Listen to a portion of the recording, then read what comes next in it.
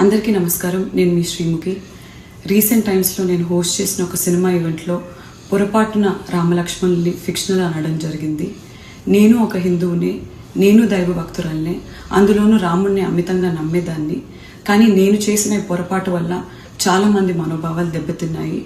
ఇలాంటి పొరపాట్లు ఇంకెప్పుడు జరగకుండా వీలైనంత జాగ్రత్త పడతానని మీ అందరికీ మాటిస్తూ, మీ అందరికీ క్షమాపణ కోరుతూ, దయచేసి పెద్ద మనసుతో మీ అందరూ నన్ను క్షమిస్తారని వేడుకుంటున్నాను. జై శ్రీరామ్.